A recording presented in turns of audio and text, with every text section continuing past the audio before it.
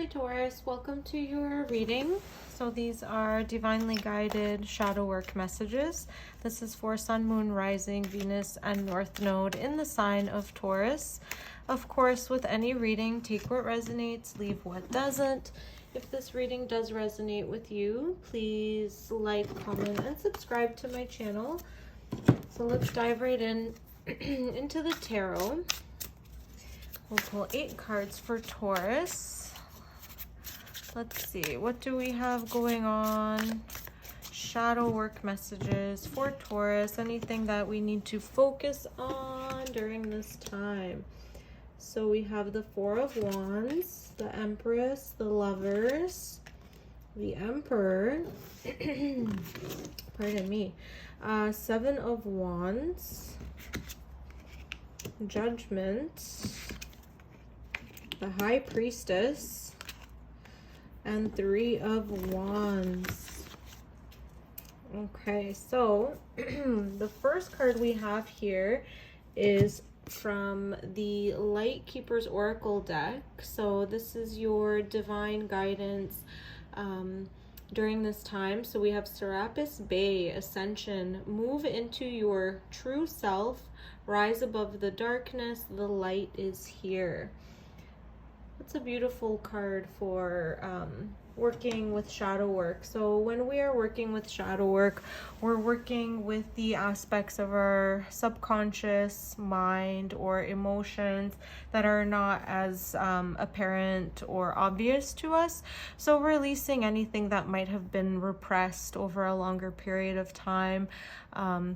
Sometimes when we go through traumatic events, we may repress sadness or fear. We don't have enough time for whatever reason to process any of those unpleasant emotions. Sometimes the repression can lead to like toxicity in the physical body, in the emotional body. It creates unhealthy attachments or coping mechanisms. So shadow work is essentially, you know, bringing those stories to light, using any tools of divination to bring those parts of the mind that might be fragmented, the mind, the emotional body, the spirit that might be fragmented or, you know, pushed down because it's something that we don't want to face because of fear, essentially. But once we're able to shine the light on those darker aspects, we're able to see that the fear is, you know, not as big as we might perceive it to be when we're not looking at it face on or head on. All right, so that's my little spiel for you, Taurus. Okay, so you are probably on the path of ascension during this time, moving into your true self. Rise above the darkness, the light is here. Okay, so the top row we have 4 of Wands, the Empress, the Lovers, and the Emperor. Wow, yeah. Now that I'm like seeing the cards laid out, we have the Empress and the Emperor with the Lovers right in the middle. This is a really beautiful connection that you're in. So, you know, I said this is a shadow work reading. I gave you the little spiel, but it's quickly turned into a love reading. So there's a connection that is very important to you, somebody that you have chosen. So whether you identify as the Empress or the Emperor, you have met your divine match. And usually in tarot, the Lovers can signify a choice that needs to be made, but here it is like you have already made your choice. With the 4 of Wands, this can also signify like the 11-11 twin flame union. You know, it's balanced, it's equal on both sides. Like you're meeting in the middle, and even the way that the cards have landed, you know, the masculine on one side, the feminine on the other, it's showing that you are coming together in a union. And it's, you know, it's beautiful. It's like, it is allowing you to have that ascension essentially that, you know, what your guide is here,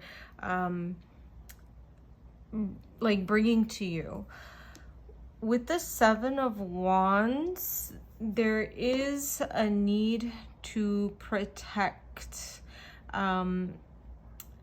This can signify something that you've worked very hard to attain. If we look at the image, like she's sitting on her meditation cushion or her throne, like she's in her, you know, in her bubble, like of protection. Her boundaries are strong.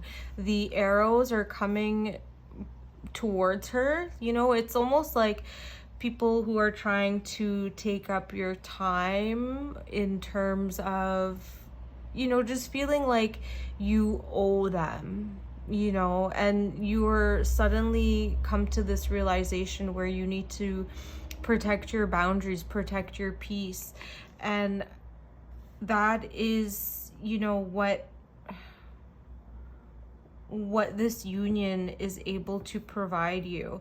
If you are not in a romantic situation, this could also signify the balance between the divine masculine and the divine feminine within you.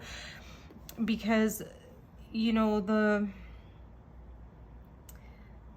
more that I look at these cards with the High Priestess right under the Lovers here, this could be like, you know, when we are in that state of like deep meditation, you know, we're activating and opening through the crown chakra. We're strengthening our intuition, you know, at the third eye, and then moving up towards the crown, the Sahasrara chakra. And this is like working with Kundalini energy, you know, the balance between the masculine and the feminine, the balance between the yin and the yang, creating that channel through the center line of the body that, you know, moves up through the spine and activates through the seven major chakras that exist through the center of the body. The Shushumna channel that runs up through the spine. And I'm only saying that because the imagery here with Serapis Bey, like with the crown sitting on top of his head, with the, you know, figures signifying the balance between the masculine and the feminine, and then with the infinity symbol right on top of the forehead, it's almost like the divine counterpart to the High Priestess here. So you are going through a really big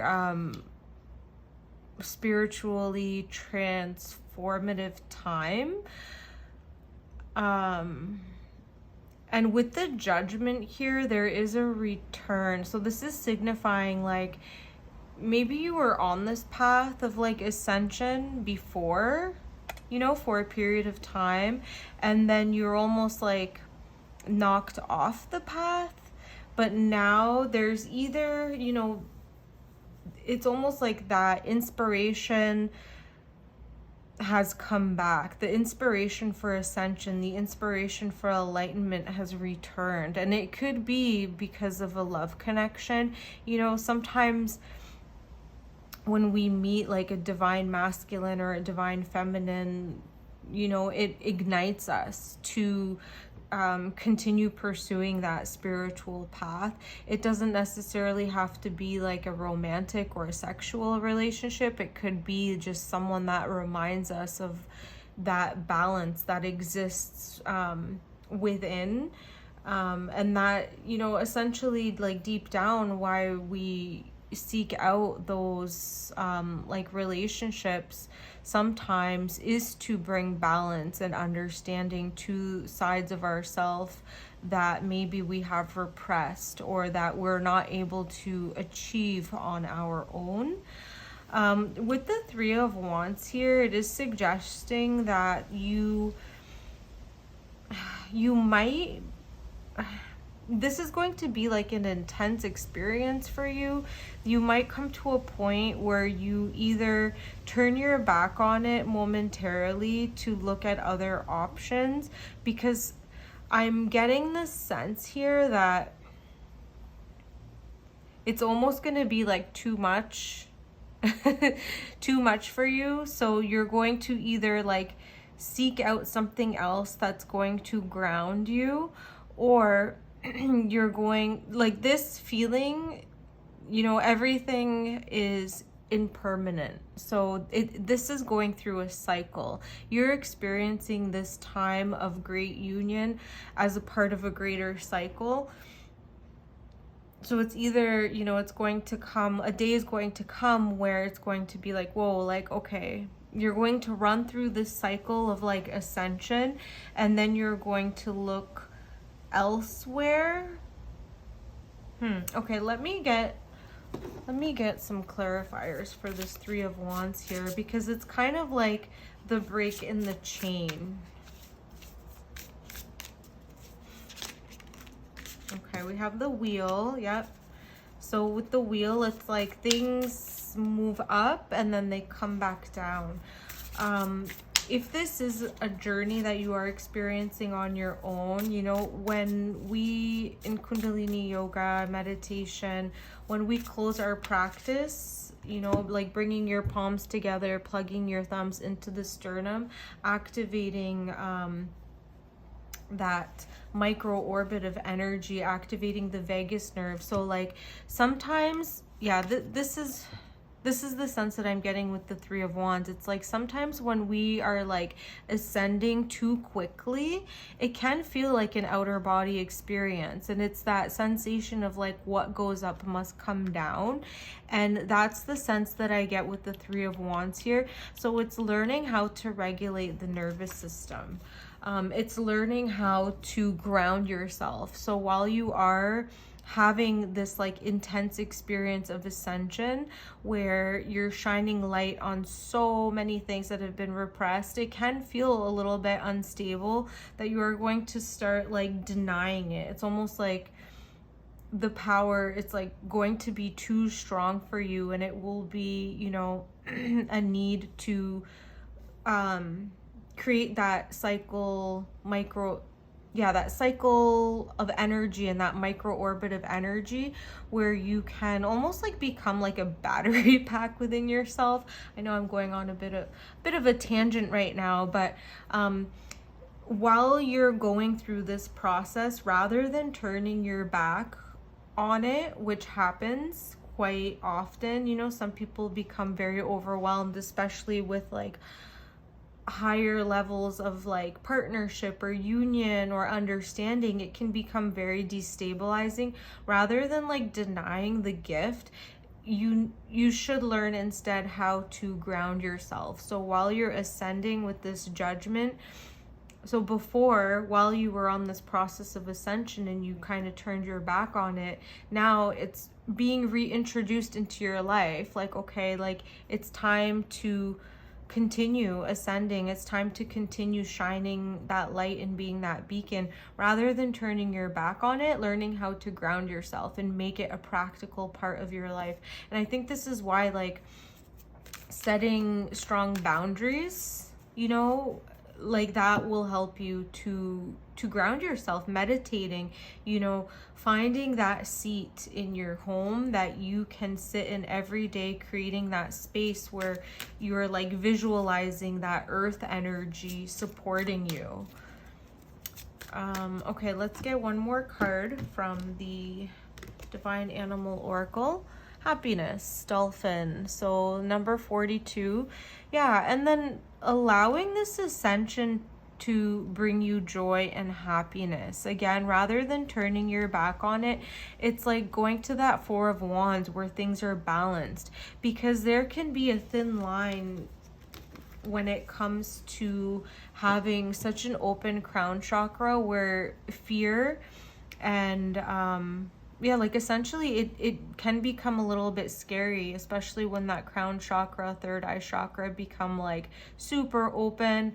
You know, don't let fear take over you. I don't see fear as being an issue for you, but if it ever comes up, you know, practice that joy, practice that freedom of like being in your bliss, like being like a dolphin, you know, like just swimming without a care in the world, and like talking to people who are on the same frequency as you, that are able to communicate back to you that higher levels of frequency. With the Empress and the dolphin here, with the figures that are like pregnant, that is either signifying literally a pregnancy or potential. So you have a lot of potential at this time to fulfill like your wildest dreams, and like you will become that manifester, like realizing that you are the manifester, you are the universal energy, you know, it doesn't exist outside of you, it exists within you.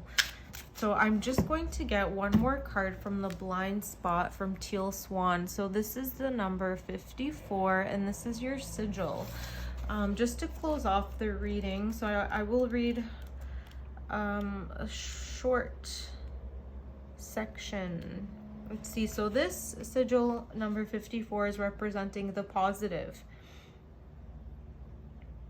So if you have drawn this sigil, what you do not see is that you are preventing yourself from the awareness of and experience of positive things.